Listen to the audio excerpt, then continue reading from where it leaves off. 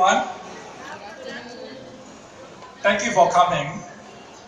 Do you know that your children are the most lucky children in the world? Do you know why? Because you are here. You sacrifice your time for your children. So your children are the luckiest boys and girls in the world. Give yourself a big hand.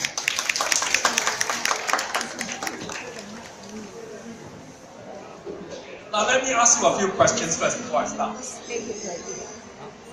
Number one, do you read to your children? Put up your hand, those who do. You read to your children? Alright? Now keep your hands there if you read to your children any time of the day when they want it. And those who read only during bedtime. What happened to the rest? Right? Okay, thank you very much. Give yourself another round of applause. Do you know that I have 4 children and 7 grandchildren? Alright? Okay. And from there you can guess how old I am, isn't it? I'm closer to 100. Close to 100. Right? So, but I do skydiving, I do water skiing, I climb Mount Kinabalu and all that. So, very exciting. I found my love for adventure only a couple of years ago. So it's very exciting. Now, you will be thinking, why is it that I'm speaking to you? Right? Now, let me tell you something about myself. Is that okay? Myself and my children.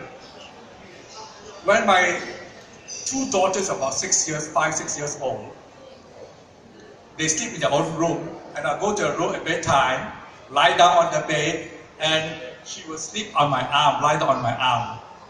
And then, you know what she did? After that, she asked me, say, Papa, why is the sky blue? Why do the fish swim in the sea? Why does the turtle have a shell? And every night, I have to give an explanation.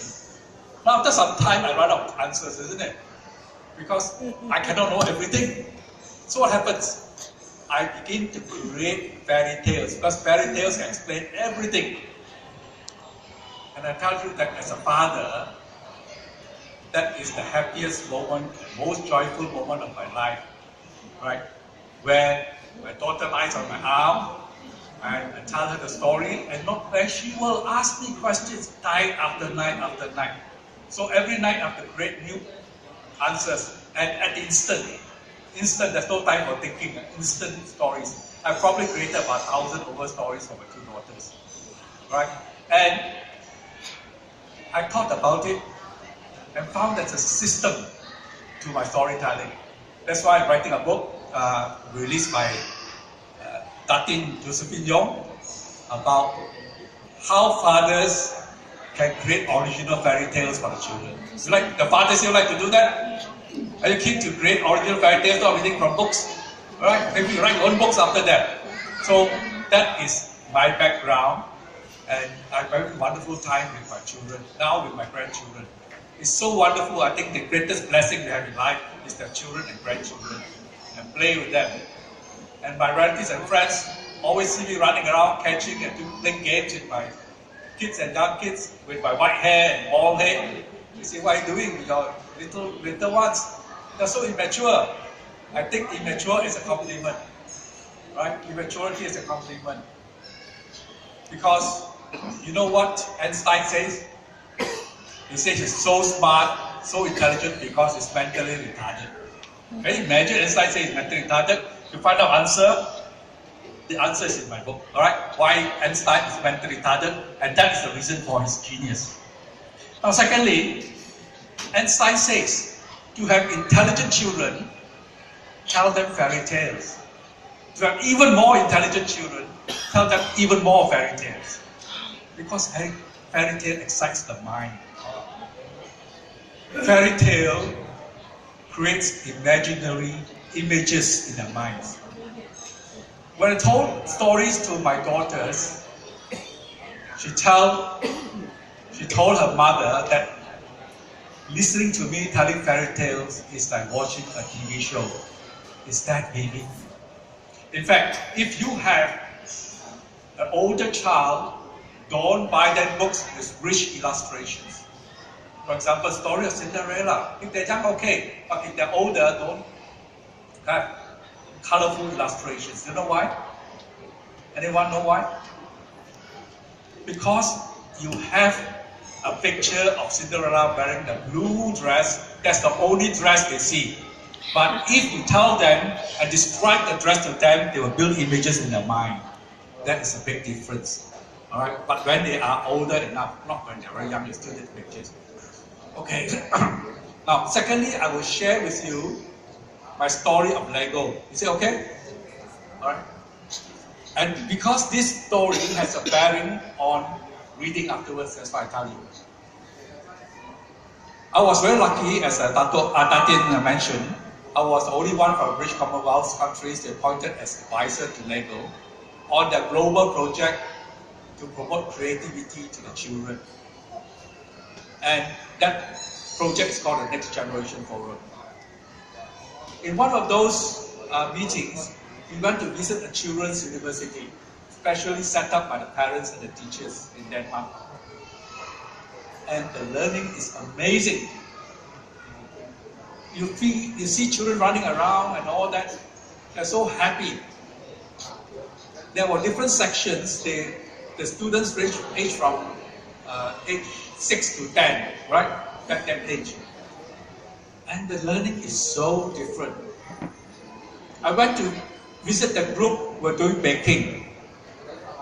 You know, baking cookies. They were baking cookies. Right? In Malaysia called biscuits, but cookies, right? I use cookies. And you know why is that a complete education, a holistic education, rather than teaching them nature and all those things? Do you know why? It's so comprehensive and so integrative. Because when you bake a cookie, what you need to do?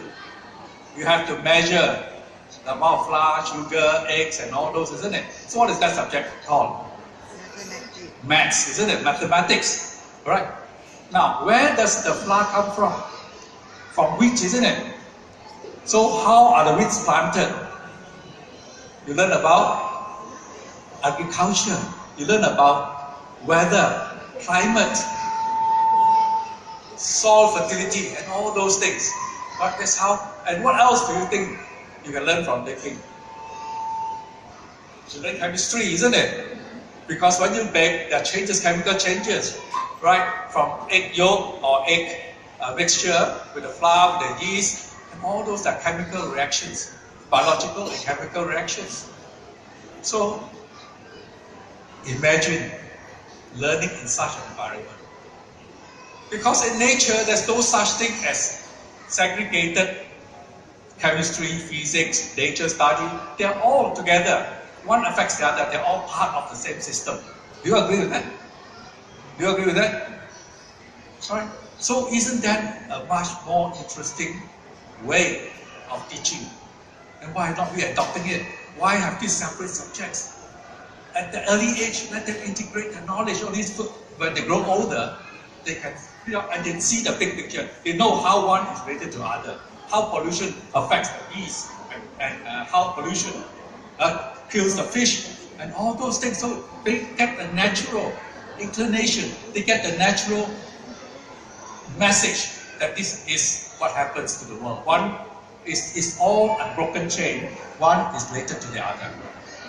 Now let's go back to reading. Did you bring your books along? Anyone brought any tutor book? Oh, that's good. Huh? So what is the principle I'm trying to tell you? Don't read your books to your children. I repeat that. Don't read your books to your children. Why am I here telling you this? Are you puzzled now? Why am I asking you, no, don't read the book to your children? Just like I praise you for reading, isn't it? But why am I saying now that you should not read to your children? So what's the answer? Anyone knows the answer? Anyone? Don't read the story. Live the story. You get it? Don't read the story. Live the story. How do you live the story? No, I mean the book you are having. You live the story. How do you live the story? Can anyone lend me a book? Bring a book along. I can use Josephine's book. No?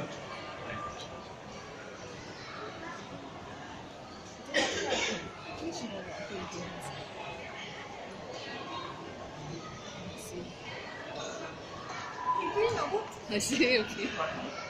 Tati Joseph's book is available in the back there. Now, what's the first thing to do when you take a look at the book? You look at the cover, isn't it? Alright, so don't begin the story by telling the book, look at the cover. And ask your children, involve the children, teach them, make it reading exciting, make reading comes alive. And I will share a few tips with you on how to make reading comes alive. Do you like to do that? Put up your hand if you think they're going to do that, alright? So what is the key message here? Okay, remember? Don't read your book. Leave the story in the book. Leave it, right? Make them live the experience the story, not just reading it very passive. Now, look at this book. Timmy Turtle learns to do what's right. Now, it depends on the age of your child. Before you even open the book, discuss with them, what do you think this book is about? Do you think this book is good for you? Why is this book important for you? Don't tell them too many answers. Right? If they're old enough, let's say 6+, they can have some reasoning. So ask them questions, involve them in the reading from the cover itself. Why do you have the tapir? What's so special about the tapir? Do you know the answer? Why is that chosen to be the animal for this integrity values? Anyone? Okay, make it more exciting. If you are very interactive, if you put up your hand and answer, I give you a free book. Right? Okay. But if you, those who do not have it, you can buy it at the back afterwards at half price today special. Alright? Normally it's 14, today is only 20. So many of the things that tell you how you bring up creative children is all there. Okay? So because the tapir is, what color is the tapir? Black and white, isn't it? Show things are black and white denotes creativity. Integrity. Right? And so is the panda, isn't it? Panda more exciting, more famous animal. But why do the panda is not used? Because they do not live in Malaysia. Of course, you can see the zoo, but they are not living in Malaysia. So a Malaysian animal is chosen. So can you have this sort of discussion with your child before you read the book? You get it? So it's very important. See the big picture first. Otherwise, they only know one portion of it. But if you discuss, spend some time on the cover. How many of you have ever spent some time on the cover with your child? Anyone? That's fantastic. Give them a big hand. Give them a big hand. Very good. Then you open the book. Now, I do not want to tell you. I want you to come up with your own answers. Is that okay? And those who come up with the best answers or more participative, you get a free. Only one person, you vote one person. Now, remember, you tell me how much time I wake up. 10 minutes. Okay, 10 minutes. So, just now, what is the principle? You see, in studies, your children, don't teach them to memorize facts, understanding principles, then they can move around, they can answer any questions. So same thing, remember what's the principle I told you at the earlier part of my talk? What is it? Come up, look. You come up and say the answer, you get it. Give her a big hand.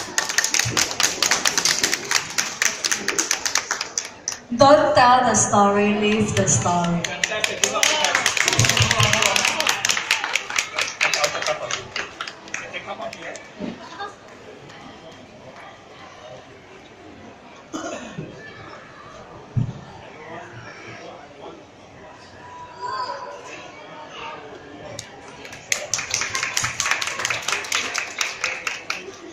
You see, in life, the first one to take action will win something, isn't it?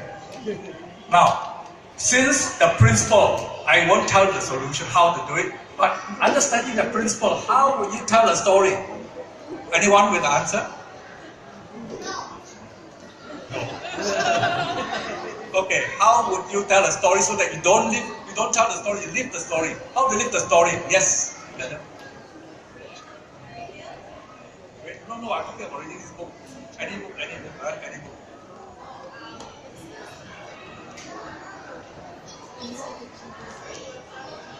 So. Yeah. Now, how do you live the fairy tale? How do you live the story? You behave like the tail. You behave. How many of you seen the Peppa Pig? Very popular Peppa Pig, isn't it? What does it say? No? You make the animal sound. You create the atmosphere. You pretend to be the animal. Ask them to act out the animal. For example, the tiger or any animal in the book. What do you tell your children to do? How does a tiger roar? All those things. So to live the story. What else can you do to live the story? Not telling it. Anyone? Come on, do some thinking, because most important is understanding the key principle. I repeat, the principle is so important. Don't tell the story, live the story. How do you live the story? Yes?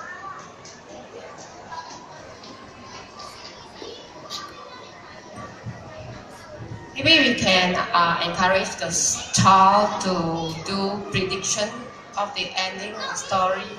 That's a good one. Yeah, give a big hand. Well, you get the child involved. The important thing is don't be a passive reader. Just read from one word to one word to one word. No. You involve the child. You see, how does this Peppa Pig feels when his father scold him? You know? How do you feel when your mother scold you? So relate to real life. Get it? You give the story. Don't tell the story. You get the principle? Right? If someone knocks the door, you should knock the door. The sound, knock the door. You get it? So in this way, are you living the story or telling a story? You are living a story. And you can relate to certain character of the story. This animal, this cat is very obedient. Alright? That's why his owner loves him so much and gives a lot of food and so on. So I say that, how does it relate to you? Do you want your mommy to love you more? Alright? And so on. So the kitten or the cat becomes a symbol of obedience, of behaving rightly and all that. So all these are very important. Right? And I can't tell you everything. There's so many things to tell. But the most important thing is, what is it? Can we say it together? 1, 2, 3.